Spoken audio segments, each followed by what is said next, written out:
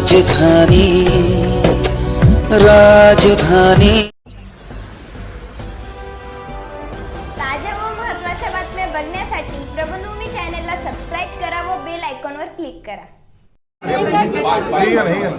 हो सर, माझ्याकडे किती आहे?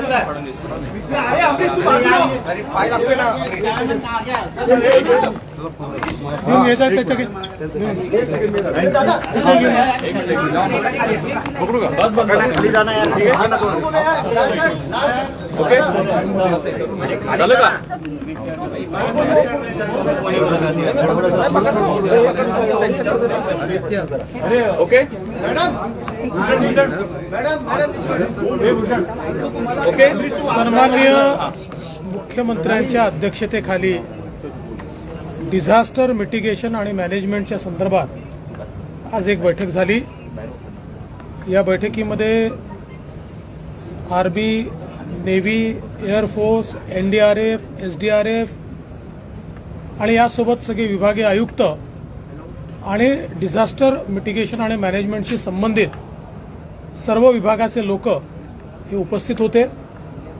जवळजवळ 1.5-2 तास हा सगळा आढावा चालला आणि मग सेंट्रल रेल्वे असेल, वेस्टर्न रेल्वे असेल, अशा सगळ्यांनी काय उपाययोजना केल्या आहेत। साधारणपणे मुंबईचा विचार केला तर ट्रेन बंद पडू नये अशा प्रकारे काय उपाययोजना केल्या आहेत। आपल्या कोकणाचा विचार केला तर लँडस्लाईडच्या संदर्भात काही योजना त्या ठिकाणी आयडेंटिफाय करून, कारण आता आपल्याकडे लँडस्लाईडच्या संदर्भातले स्पॉट्स हे जुने होते, जुने आयडेंटिफाईड स्पॉट होते। आता नवीन स्पॉट आयडेंटिफाय केले पाहिजे असं लक्षात आलं, कारण मागच्या काळात ज्या 2-3 ठिकाणी झाल्या लँडस्लाईड्स ते आपल्या यादीतच नव्हते।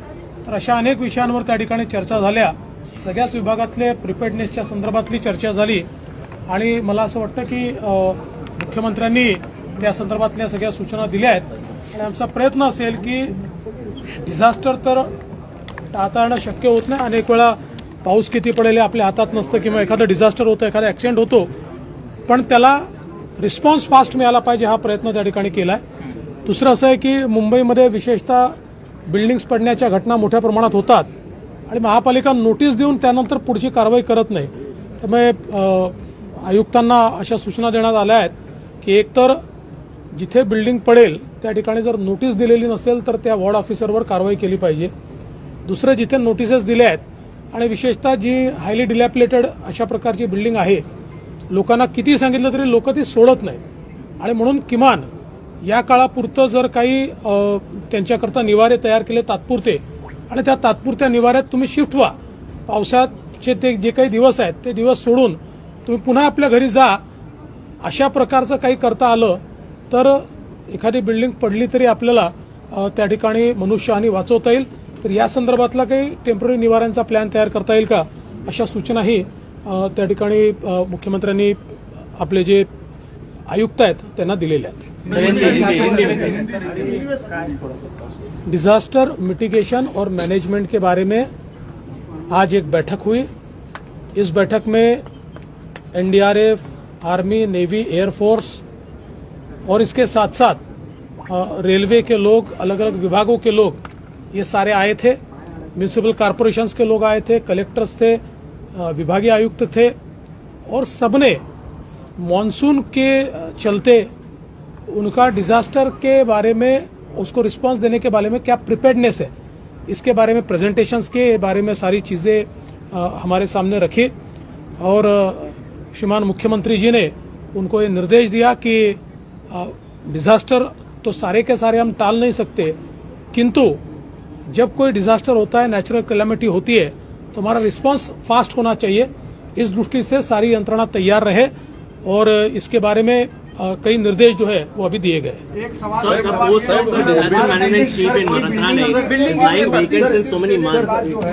अभी एडिशनल चार्ज यहाँ पर एक बहुत सीनियर सेक्रेटरी को दिया हुआ है, लेकिन आपकी बात सही है, उसके ऊपर कार्रवाई होगी। सर, बिल्डिंग गिरने को लेकर क्या कार्रवाई की जाएगी, आपने कहा? देखिए, ऐसा है कि एक तो आयुक्त को ये कहा गया है कि आप अपने जो वार्ड ऑफिसर है उनको ये कहिए कि कोई बिल्डिंग गिरती है और उसको अगर आपका डायलैपिलेटेड का नोटिस नहीं है तो सीधे आपके ऊपर कार्रवाई होगी। दूसरा, उनको ये भी कहा गया है कि लोग डायलैपिलेटेड बिल्डिंग छोड़ना नहीं चाहते क्योंकि उनकी कोर्ट केस होती है और उनको लगता है हम छोड़कर चले गए तो हमारे को ये जगह वापस नहीं मिलेगी और फिर कई बार बिल्डिंगें गिरती है और उनकी जान जाती है।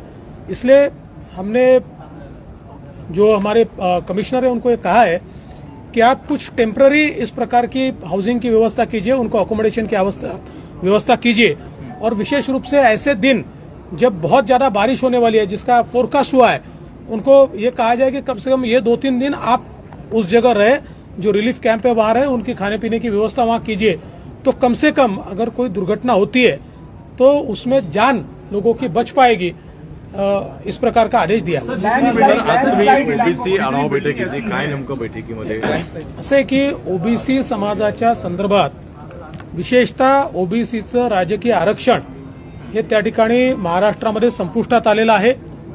सर्वोच्च न्यायालयाने वारंवार एम्पिरिकल डेटा सादर करा म्हणून सांगितलं आहे आणि म्हणून आज मी स्वतः त्या संदर्भातली आढावा बैठक घेतली आणि पुढच्या तारखेच्या आत आपला रिपोर्ट आला पाहिजे, तो योग्य रिपोर्ट आला पाहिजे, तो सबमिट झाला पाहिजे आणि कोर्टात तो ऍक्सेप्टही झाला पाहिजे। या संदर्भात काय काय कारवाई करता येईल याची चर्चा केली आहे। साधारणपणे आतापर्यंत काम कुठपर्यंत झालंय याचा आढावा घेतलाय। मोठ्या प्रमाणात जे काही सर्वेक्षण झालंय ते योग्य पद्धतीनं झालंय की नाही याचे आढावा घेतलाय।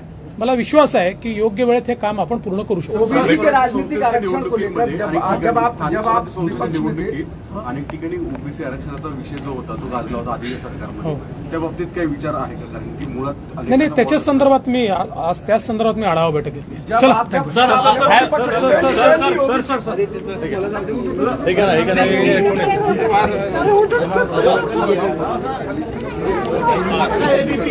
ताज्या व महत्त्वाच्या बातम्या बघण्यासाठी प्ले स्टोअरवर जा, प्रबलभूमी ॲप डाउनलोड करा व या धावपळीच्या जीवनात अपडेट रहा।